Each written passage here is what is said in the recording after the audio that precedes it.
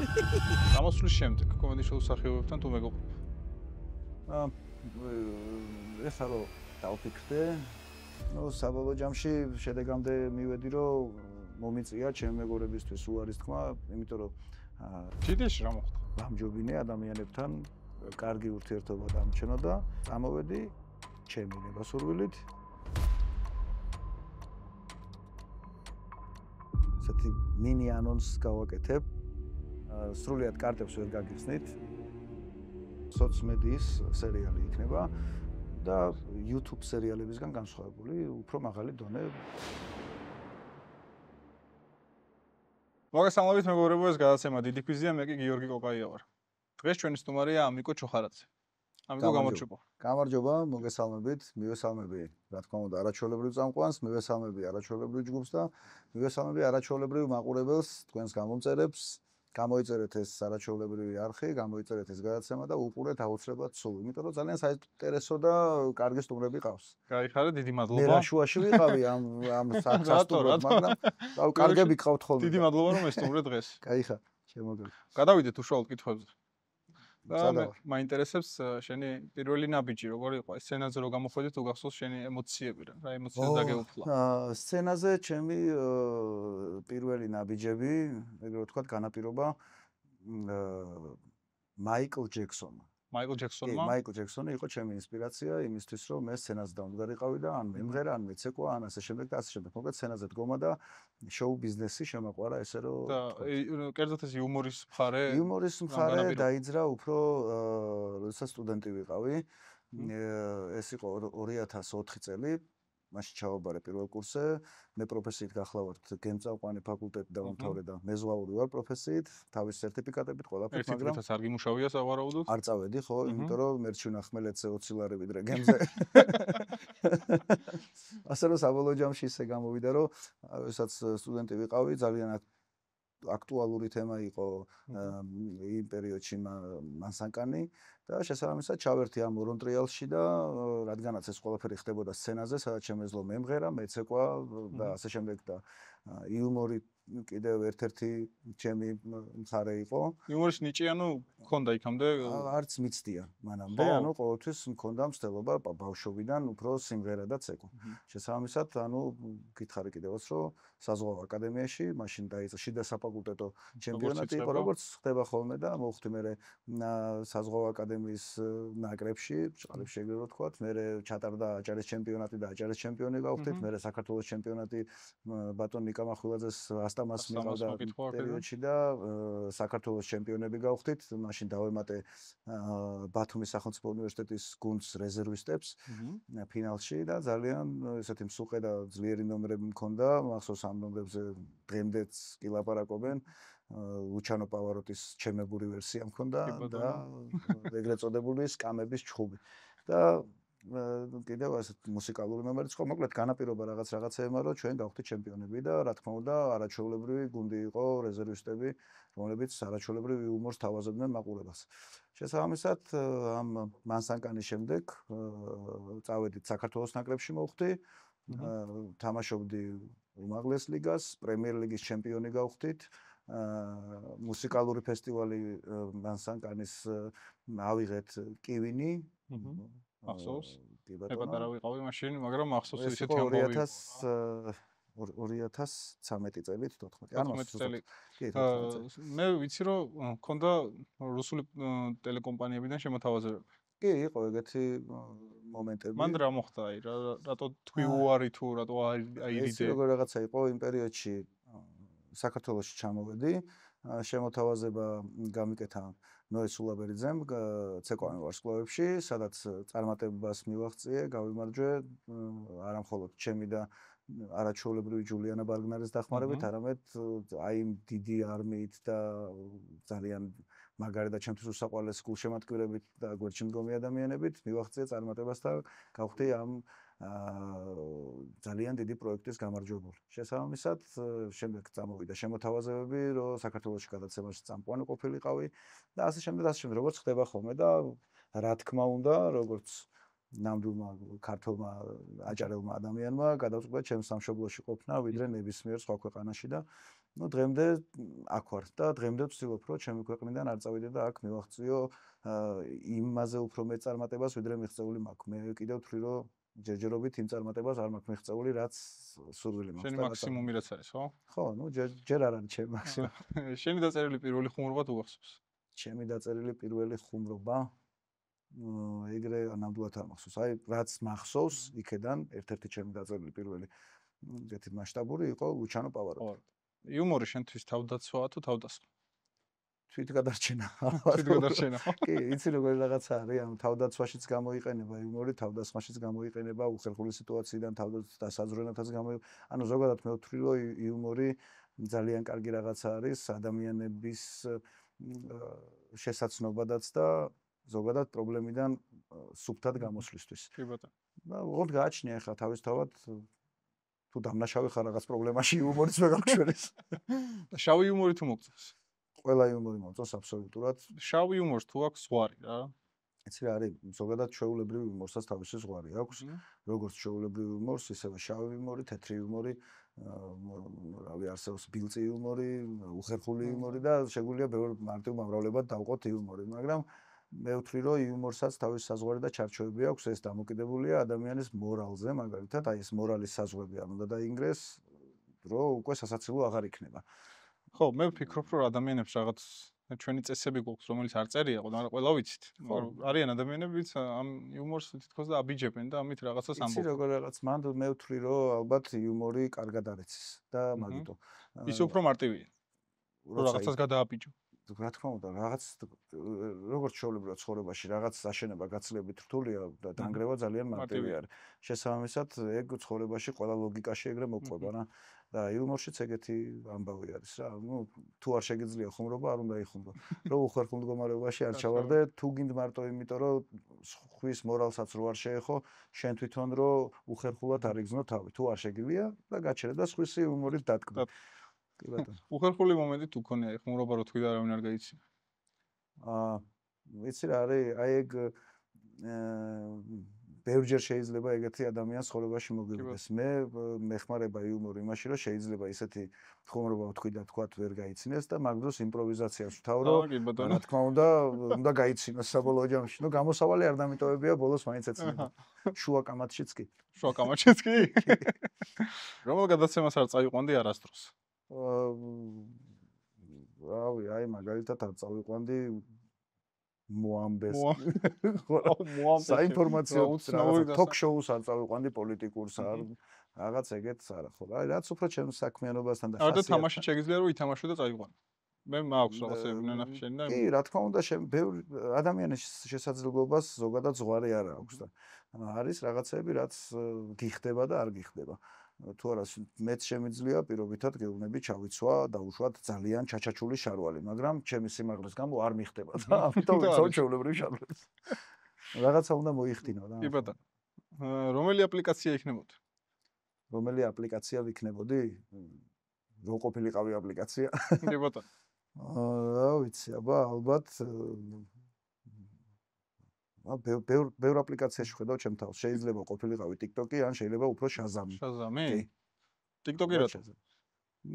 TikTok-ი, იმიტომ რომ ზოგადად ამოუცნობი ალგორითმა აქვს და დაახლოებით ეგეთი ამოუცნობი ალგორითმით შემოიფარგლების სცენაზე იუმორის ხრივებითად ვერ რასაც ელოდები, იმას არ გეუბნები, მაგრამ ისაც გეუბნები, რომ იმაზე მაგარია, რასაც ელოდები. ისე მე ხარ როგორც მაყურებლის მხრიდანაც ან ბოდიში გაწყვეტილებ, ან შეიძლება ითქვას ისიც, რომ ღმერთს მადლობა, ეს რა თქმა უნდა მაყურებლის დამსახურება არის და იმის გამო რომ კიდე შრომა ძალიან მიყვარს, თითქმის ყოველ წელიწადს ტრენდში ვარ და კარგია. ბატონო, წინა ბოლო ტრენდი იყო ქართული დისკო. ქართული დისკო ეს ელოდებოდი სოფლიო ტრენდი ეგრე რომ მოხდებოდა? არ ველოდებით, აი მაგას საუგნიშნავი და ხაზი გაუსვირო ამოუცნობი ალგორითმა, რომელიც გაურკვევლად შეიძლება ესეთი რაღაცები გახდეს პოპულარული და ცნობილი, ну TikTok-ის ეგეთი ალგორითმა აქვს.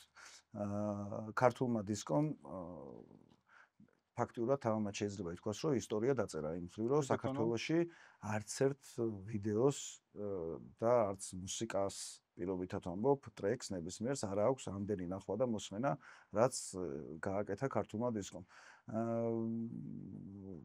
სრულიად უცხო ენის მქონე ადამიანები სწავლობენ ქართულს, ეს ძალიან მაგარი რაღაცა არის, როდესაც შენ სიმღერას მღერიან და თან პლუს ამას უბრალოდ ამღერიან თითოეული სიტყვას ხვდებიან, რას ამბობენ, სწავლობენ.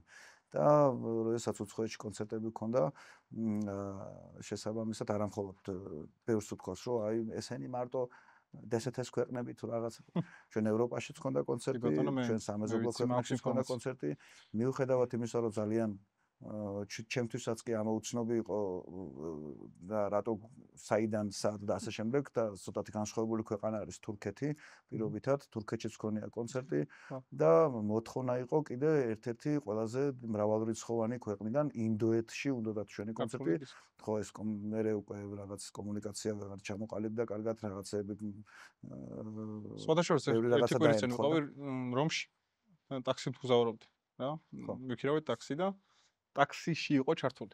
კი ბატონო, იტალიაში იქნებოდა რა თქმა უნდა, იმიტომ რომ იტალიური სიმღერა არის ფაქტობრივად. რა მაგარი გზნობაა იცი რომ ქართული სიმღერა რომ იტალიაში შუაგზაში უსმენ, ძალიან კარგი გზნობაა რა. როგორც შენთვის, ისევე ჩემთვისაც ძალიან მაგარი შეგრძნება არის, როდესაც შენ ქვეყნის ფარგლებს გარეთ შენს შემოქმედებას ესე უსმენ. მე ძალიან დიდი მადლობა უნდა უთხრა თითოეული ბენდის წევრსაც, მუსიკის შემქმნელსაც და დიდი მადლობა ზვიად ბლიაძეს, ზვიოს ჩვენს პროდიუსერს, რომლის დაწერილიც არის ეს სიმღერა და ფაქტიურად შეიძლება თამამად ითქვას, რომ იდეა ბატონ ზვიაც ეკუთვნის და შემდეგ უკვე ადამიანები არიან, რომლებმაც არაჩვეულებრივად იმუშავეს ამ ყველაფერზე, დავით ფორჩხიძე და ჩვენი კიდე ბენდის წევრები, ნებისმიერი ადამიანმა, რომელმაც მიიღო მონაწილეობა. კარგია, რო ახსენე, აი ბენდში ხარ პირველად. ხო ეგრეა? იცი რა არის? არა. არა, ასე სატელევიზიოდ ცნობილი ბენდი, ერთ-ერთი წინ ბოი ბენდი იყო, ადრე ელიავა სტრიტ ბოის. ელიავა სტრიტ ბოის, ეგ არ მახსოვს. ელიავა სტრიტ ბოისი. კი ბატონო, და ტრები და კი, მახსოვს. აუ, ეგ არ მახსოვს. კი, ძალიან ბევრი ისეთი სიმღერა, რომელიც დღესაც კი სხვათა შორის კორპორატიული საღამოები ან რაღაც თავისი ესეთი ღონისძიებები თუ არის, ვიყენებ ამ სიმღერებს და მე ფაქო მჟავია და ბიჭიკაშვილი. 4 ადამიანი ვიყავით და არ ჩამორჩებოდით სხვათა შორის არც NSYNC-ს იმ პერიოდში და არც Backstreet Boys. მეორე ბენდი ესე. სხვათა შორის იყო ერთხელ მახსოვს სპორტის, ანუ ძალიან დიდი ამბავი იყო იმ მხრივ, რომ ჩვენთვისაც საოცრება იყო იმ პერიოდში. ანუ ფაქტურად იმ პერიოდის ქართული დისკოები ვიყავით რა, იმიტომ რომ ის საქართველოს ქართული დისკო იყავით. ხო, რა, ანუ იმიტომ რომ იმ პერიოდში უფრო საბედნიეროდ თუ სამწუხაროდ როგორ თქვა არ ვიცი, მაგრამ იმ პერიოდში უფრო გაცილებით აქტიურები იყვნენ ქართული შოუ ბიზნესის მომღერლები და ასე შემდეგ, უფრო ახალ სიმღერებს ქმნიდნენ, არა ერთი და ორი მომღერალი, არამედ ყველა ჩართული იყო თავის საქმეში და შესაბამისად იმ პერიოდში, როდესაც ჩვენ ეს პოპულარობა მოვიპოვეთ, რომ შეგვეძლოთ ჩვენით კონცერტი გაგვეკეთებინა სადმე, ეს უკვე მიღწევას ნიშნავდა, რამდენ მახსოვს არა მარტო თბილისში, არამედ ქობულეთში, ბათუმში კონცერტებს ვაკეთებდით, ქობულეთში რაოდენ სასაცილოც არ უნდა იყოს სცენიდან 4-ვე შემსრულებელი გადავხვდით და ფაქტურად ერთი თლიანი სიმღერა ხელზე გვატარეს და ისევ იმღერეთ, იყო ეგეთ შემთხვევა და პლუს კიდე ერთხელ ჩვენთან ჩამოიყვანეს თბილისში სპორტ სასახლეში იყო ვერა ბრეჟნევას კონცერტი და ვერა ბრეჟნევას კონცერტის დაწყებამდე გახურებისთვის ჩვენი კონცერტი ჩვენ გავახურეთ ეგ კონცერტი და თამამად შემიძლია ვთქვა რომ ჩვენი კონცერტი ჯობდა ხო იმიტომ რომ ნუ ეხლა შეიძლება იმ ქალბატონის სიმღერებიდან ერთი ან ორი სიმღერა გახიტებული ან რაღაცა ქართველებმა რაც იცის გიცოდნენ, მაგრამ ელიავა სტრიტ ბოისის სიმღერებიდან 11 სიმღერიდან პირობითად ჭყალებში არ მახსოვს ახლა რამდენი სიმღერა ვიმღერეთ, მაგრამ რაც ვიმღერეთ, ყველა სიმღერა იყო პოპულარული და ცნობილი. რაც დღესაც აქტუალურია ეს სიმღერები, ბევრი ერთობა, ბევრი უსმენს და მოთხოვნაც არის ხოლმე, რომ აი ეს სიმღერა იმღერე პირობითად, რა. მიხარია, ანუ იყო ბენდის გამოცდილება მქონია. კი ბატონო. გაუმარჯოს. ხო, მაგრამ ეგ იყო დიდი პერიოდი არ გაგრძელდა, როგორც ახლა 2011 წელი იყო ეგ, თუ არ ვცდები სადღაც, ნუ 9-10-11 წლები, დაახლოებით ეგ პერიოდი იყო ჩვენი ბოი ბენდების და ღამეშოუს ბენდის გამოცდილება როგორია? როგორ გძნობ თავს? ძალიან კომფორტულად, ძალიან კარგი არის, როდესაც ადამიანები ესეთ ტანდემში ეგეთ ენერგეტიკას ვქმნით და შედეგიც გვაქვს და რა კომფორტულად გრძნობ თავს. არის სატელევიზიო ბენდიც და არის კიდევ ნიკოს ბენდიც და ნიკოს ბენდის კი ვიცი. და შესაბამისად ორივე ბენდში არაჩვეულებრივად კომფორტულად ვზნობ თავს, გადასარევი და უნიჭიერესი ადამიანები არიან, იქეთაც და აქეთაც და რავი, მაქსიმალურად ვცდილობ რომ ჩართულობა მქონდეს და მე მგონი შედეგიც სახეზე. კი ბატონო. საყვარელი საქმე, რომელსაც ვერ აკეთებ დროის უქონლობის გამო. რა არის? იცი რა არის იდეაში საყვარელი საქმე თუ არ დაკავებული. მაგიტომაც არ წავედი გემზე თავის დროზე რა. კი ბატონო. საყვარელი საქმე ავირჩიე. მე მაინტერესებს ან ბათუმში მე ფოთელი ვარ. მაგრამ ჩვენთან არ არის რომ ეგრე საზღვაოზე უნდა ჩააბარო და ბევრი ბათუმელი არის რომ საზღვაოზე უნდა ჩააბაროს. ნუ მოგბაძეთ. და კარგი იქნება. ხო, ბათუმს თავისი ესე რომ ვთქვათ პეწი აქვს იმით რომ რავი ყოველი ბავშვობიდან მახსენდება დღეს სამწუხაროდ მაგ პერიოდში ბათუმში არა ვარ ხოლმე, მაგრამ სექტემბრის პერიოდი, როცა სექტემბერი დგება და დილით აიმიდან რომ გამოვიხედავდი ძალიან ბევრი ახალგაზრდა საზღვაო ფორმებში, როდესაც მეიმართება სასწავლებლისკენ და ძალიან ლამაზი სანახავია ზოგადად, იმიტომ რომ ქალაქში მეტი ფაქტიურად არავინ არ დადის. მაშინ იწყებოდა ჩემ პერიოდში 1 სექტემბერს სკოლა იწყებოდა. შესაბამისად 1 სექტემბერი იყო მეზღვაურების გამოფენა ფაქტურად თელს ქალაქში, როდესაც მიდიოდნენ სწავლის პირველ დღეს და ეს იყო ძალიან ლამაზი. იმ პერიოდში თან ყველაზე შემოსავლიანი სამსახური ზღვა იყო, კი ბატონო და მშობლების დაჟინებული მოთხოვნით, რჩევით და ასე შემდეგ ჩავაბარე, წარმატებით წითელ დიპლომზე დავამთავრე, სერტიფიკატებიც ავიღე, მაგრამ ვარ ბენჩი. ხო, ვარ ნიკოს ბენჩი. კი ბატონო. კი ბატონო. ეგეთი ის არის მოცემულო ეს ამბობენ ხოლმე რომ იუმორისტები უჟმური ხალხია. მართალია შენი აზრით? ვიცი. არა, იცი რა არის? ალბათ ვიღაცა ერთნაირები არა ვართ არც ერთი იუმორისტი, ეგრე ვთქვათ. ყველას თავისებური ხასიათი აქვს, ყველას თავისი პრობლემები აქვს, ყველას თავისებური ადამიანები არიან. ბევრზე აი ჩარლი ჩაპლინი პირობითად იძახოდნენ, რომ ძალიან უჟმური არა, მაგრამ ძალიან ისეთი იყო, მძიმე ხასიათის ადამიანი იყო. იპოლიტე ხვიჩიაძეს იგივე შეძახენ და რატომღაც ეს ტენდენცია კი არა და აი ესეთი აზრი ჩამოყალიბდა, რომ მაინდა-მაინც ყველა იუმორისტი, ესე იგი ცხოვრებაში სერიოზული უნდა იყოს და უჟმური ან ასე შემდეგ. მე კიდევ არ ვიცი, მე ეგრე არა ვარ. მიუხედავად იმისა, რომ ზოგადად მაყურებელი როგორც იუმორისტს ისე მიცნობს, მე კიდე ჩემ თავს კონკრეტულად იუმორისტად ვერ აღვიქვავ, არ ვთვლი, იმიტომ რომ იუმორის გარდა კიდე სხვა სფეროში რაღაცებს ვაკეთებ, გინდ ცეკვა იყოს, ეგ სიმღერა იყოს და ასე შემდეგ და ასე შემდეგ. უბრალოდ, რადგანაც მაყურებელმა ამ კუთხით უფრო შემიყვარა და შემიცნო და ამ კუთხით უფრო მეტ დავიტვირთე თავი, შესაბამისად ამ მხარეს უფრო მეტ რესურსს ვდებ და ძალიან კარგად გამოდის ამ ეტაპზე ყოველ შემთხვევაში. ოცნება რა იყო შენი ბავშვობის? სხვათა შორის არსებობს ეს კადრი და ეხლა უნდა ჩავიდე და ადგილობრივ ტელევიზიას ჩემს კუთხეში უნდა უთხრა და ვთხოვო, იმიტომ რომ თურმე ყოფილვარ 8-9 წლის ვიყავი ალბათ, პატარა ძალიან და ზუსტად იგივე შეკითხვა დამისვა ტელევიზიამ, რომ შენი ოცნება რა არისო და პასუხი მაქვს გაცემული და ეს კადრი აუცილებლად ჭირდება. რო გავიზრდები, მინდა რომ ყველა მიცნობდეს. ეს იყო ჩემი პასუხი. და ამ ეტაპზე რა 85 მილიონ ადამიანამდე ავედით. დანარჩენი ნახოთ რა იქნება რა. მეც ვცდილობ რომ კიდევ უფრო ეგ ციფრი გავზარდო. დასაწყისში ახსენე რომ ჩემი შესაძლებლობების მაქსიმუმი არ მაქვს ჯერ გამოყენებული ასე ვთქვათ. რამდენი პროცენტი გაქვს შესრულებული შენი შესაძლებლობების? ზოგადად შეიძლება ითქვას რომ 50% რაღაცის გაკეთებული მაქვს და 50% კიდე გასაკეთებელი მაქვს, ბევრი ზოგადად მაქსიმალისტი ვარ ცხოვრებაშიც და იცი რა არის ეგრე ზუსტადაც ვერც გამოვთვლ. შეიძლება 50%-იც არ იყოს, იმიტომ რომ მე იუმორის სფეროში უფრო მეტად წილად ვარ დატვირთული და აი შეიძლება რაღაცა უფრო მეტი აქ ქონდეს გაკეთებული და პარალელურად იუმორის სფერომ მუსიკალურ სფეროშიც რაღაცეები გამაკეთებინა. მაგრამ ნუ აი სიმღერას თქვა სერიოზული კუთხით არ ვარ ხო რა, ანუ სერიოზულად არ შემიქმნია არაფერი ისეთი სიმღერა, არც სერიოზული სიმღერის ვიდეო ორგოლი არ გამიკეთებიან ასე შემდეგ. ამიტომ ვთვლი რომ ამ სფეროებშიც თუ გინდ რომ იუმორისტულად გამიკეთებია, მაინც დიდი მოწონება დამიმსახურებია და შესაბამისად ვთვლი რომ აი იმ სფეროშიც შემიძლია ბევრ წარმატებას მივაღწიო. ამ ეტაპზე იუმორის სფეროში ვარ ისევ და შესაბამისად ბევრ საინტერესო რაღაცებს ვაკეთებ, არის სიახლეებიც და ასე შემდეგ. ხო, ვიცი რომ სერიალს აპირებ. ვაპირებ რა დაიწყე. დაიწყე გადაგება. კი ბატონო, შემხვდა. ბევრი რილი TikTok-ზეც, Instagram-ზეც, Facebook-ზეც ძალიან ბევრი ნახვა ქონდა და თან განსაკვირი ის იყო, რომ შენ არ გეტყვი. არა. დაარწმუნებ. ხო, 700.000, 800.000 ნახვა ქონდა. კი ბატონო. ამ ვიდეოებს. მოკლედ ესეთი მინი ანონსს კი გავაკეთებ. ბატონო, ძალიან. სრულიად კარტებს ვერ გაგიხსნით. ნუ შესაბამისად.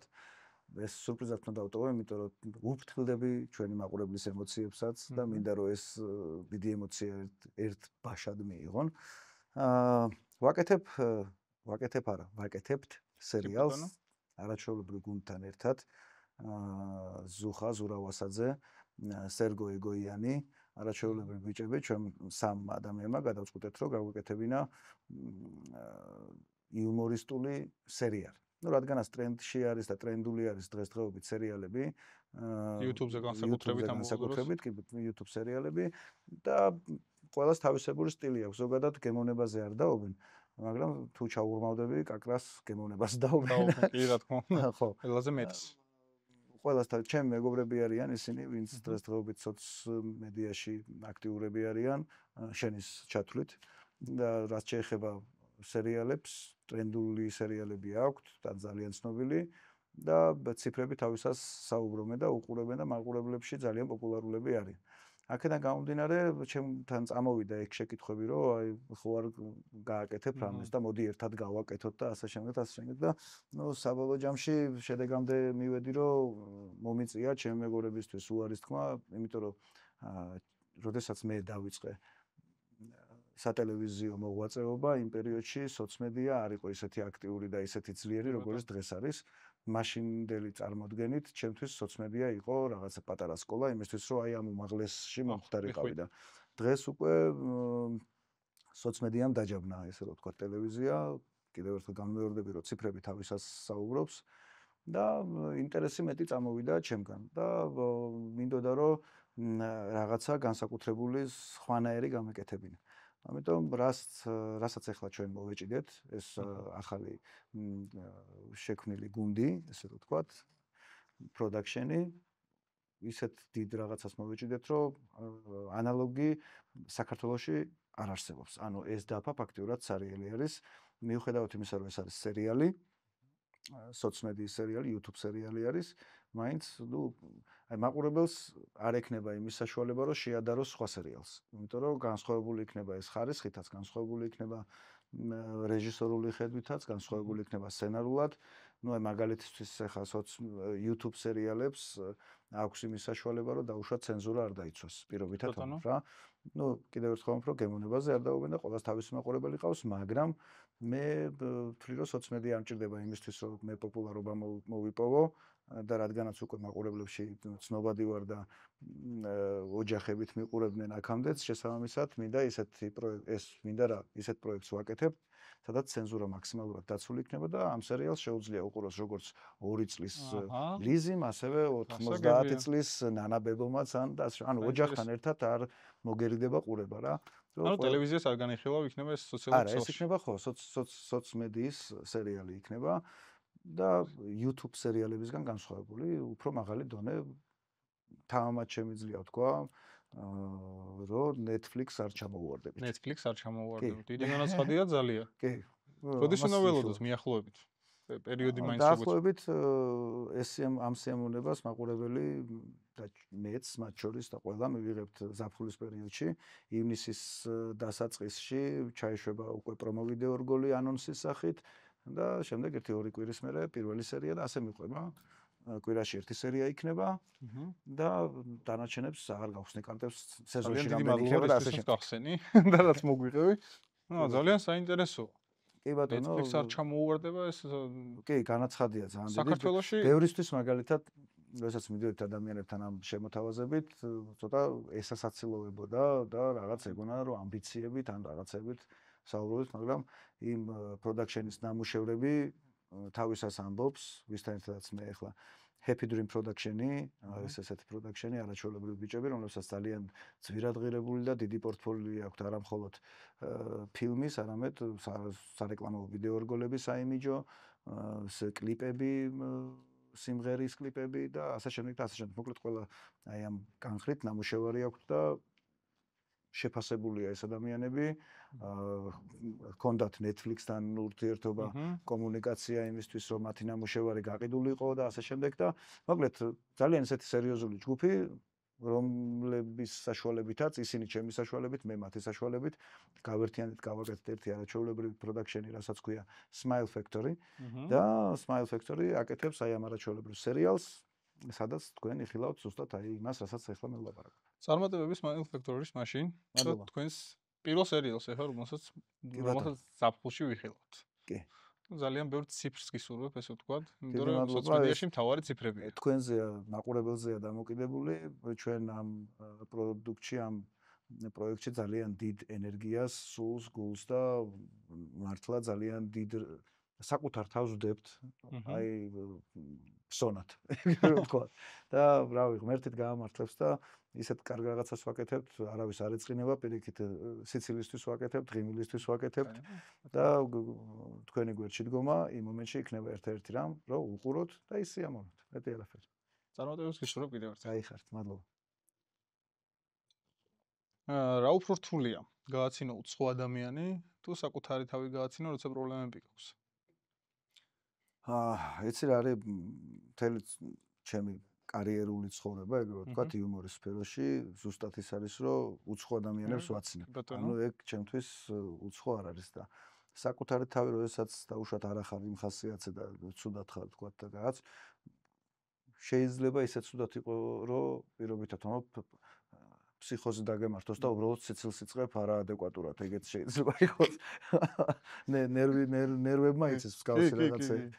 და შესაბამისად ეგ ჩვეულებრივი მომენტია, ხო მქონია რა თქმა უნდა ეგეთი სიტუაცია, რომ თქვათ რაღაც ძალიან დაძაბული სიტუაცია გაქვს ასე შემდეგ და იქ იმ დაძაბულ სიტუაციაში ელემენტარულმა კამათის დროს შეიძლება ხმა წაგიყიყლიყოვდეს და ამანაც კი გაგაცინოს. ანუ ყოველთვის მცდელობა იმისი რომ მოდი ახლა თავს გავიმხნებ რომ გავაცინო, ეგ არა.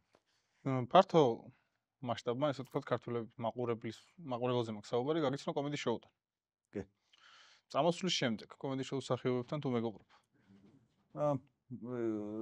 ეხლა რომ დავფიქრდე, რუსთავი 2, GDS-ი, იმედი, პოსტი.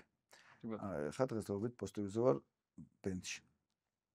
სამი ტელევიზია რაც ჩამოთვალე, ამ სამი ტელევიზიიდან ის ვარ წამოსული, რომ ადამიანებთან ურთიერთობა არც ერთთან არ გამიფუჭებია, ანუ ეს არ იყო რაღაც ჩემი წამოსვლა დამოკიდებული ვიღაცასთან უთანხმოების გამო, ან რაღაცა დავთელი ამბავი.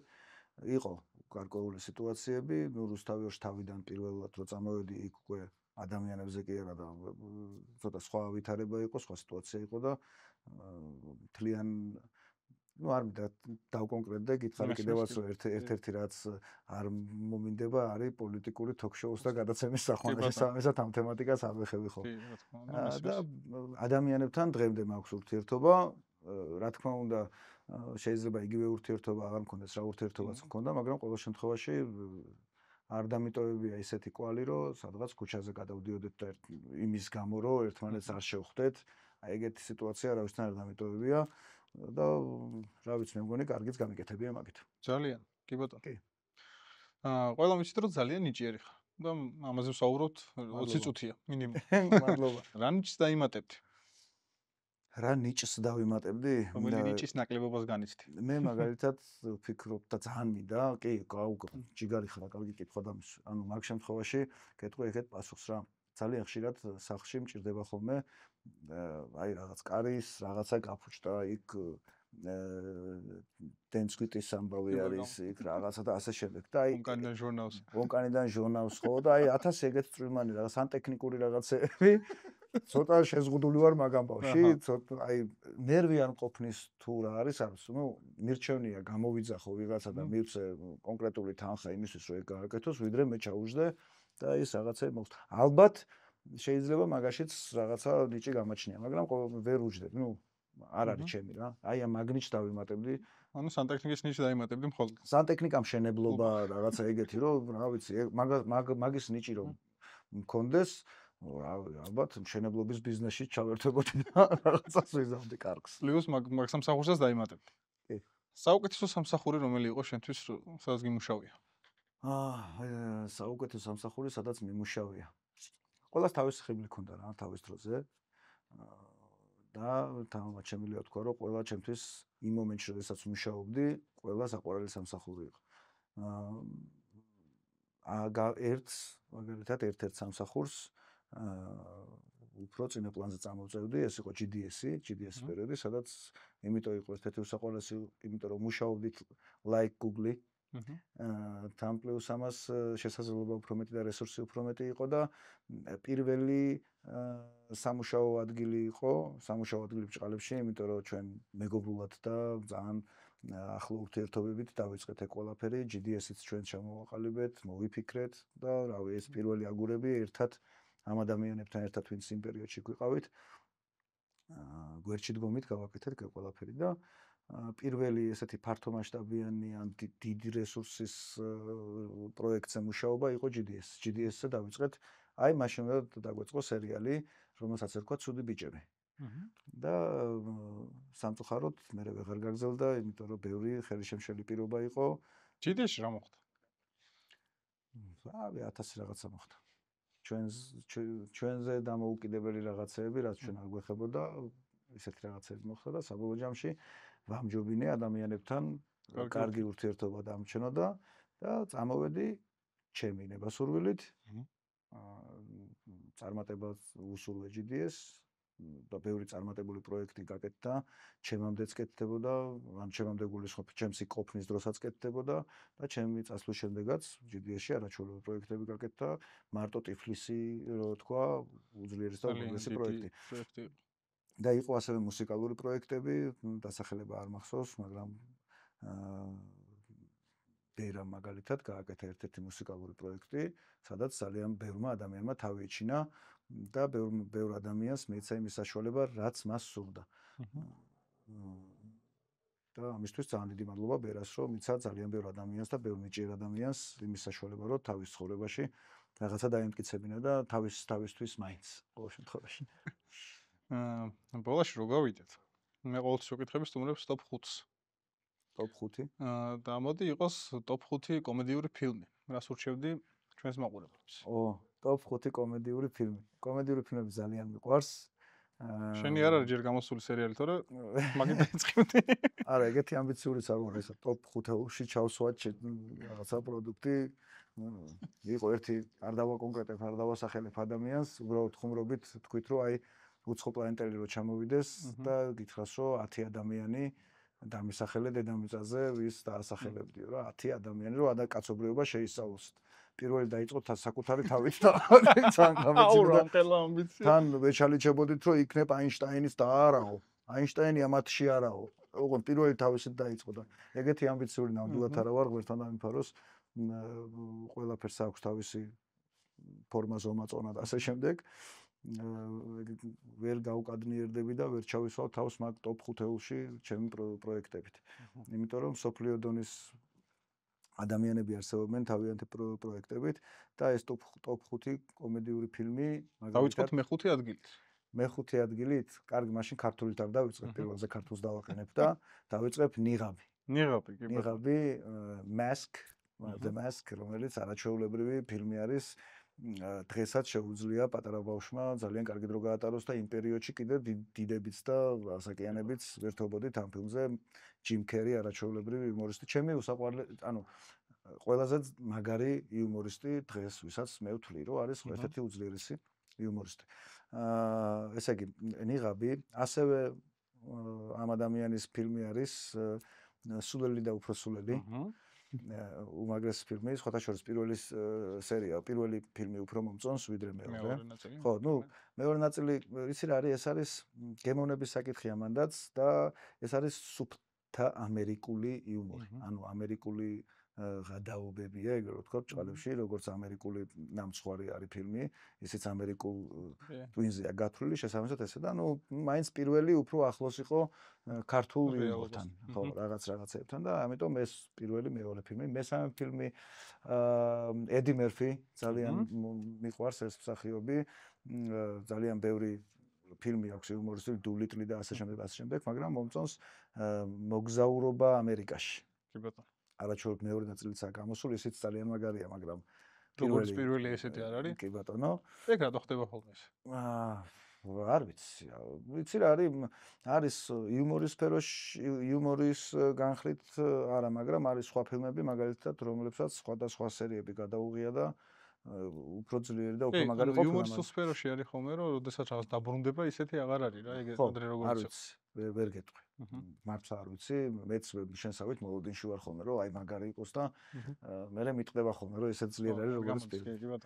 ეს სამი ფილმი. მეოთხე ფილმი მეორე ადგილი ანუ მეორე ადგილი მივცეთ ჩემი გადასახედიდან. მოდი იყოს მეორე ადგილოსანი ვის შეიძლება რომ ისევ ამ ადამიანის ფილმი ყოვლის შემძლე ბრიუსი. კი. ყოვლის შემძლე ბრიუსი, უძლიერეს ფილმი.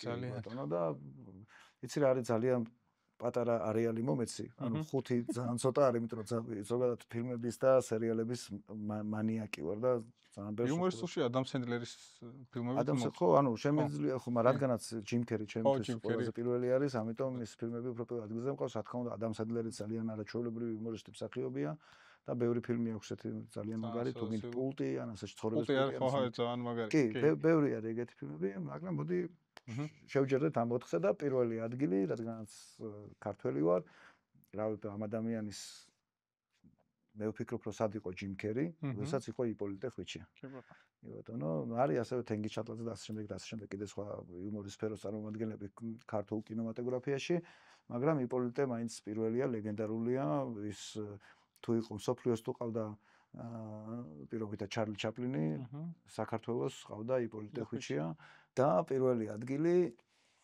თამამად შემიძლია გადავცე შესაბამისად ფეოლას. კი ბატონო.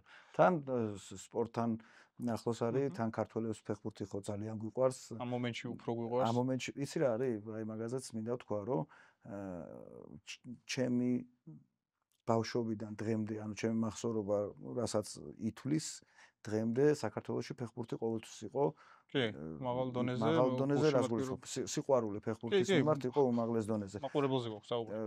რო ამბობდნენ ხოლმე, რომ ინგლისელების მოფიქრებულია ფეხბურთი, მწყინდა რომ რას ქვია ქართველებს ანუ 91 წლის დასების თასი და რაღაცები ამ ემოციებით გავიზარდე. შესაბამისად, მამა ჩემსაც ძალიან უყვარს ფეხბურთი და ფეხბურთთან ახლო ურთიერთობა მქონდა ბავშვობაში, თამაშობდი და ასე შემდეგ და ასე შემდეგ. მაგრამ საბოლოო ჯამში გამოვიდა ისე, რომ ღმერთს დიდი მადლობა, რომ გვაჩუქა ესეთი ძლიერი და წარმატებული ფეხბურთელები, როგორიც არ ჩამოვყვები, იმიტომ რომ მთელი ნაკრები ძალიან მაგრები გვყავს.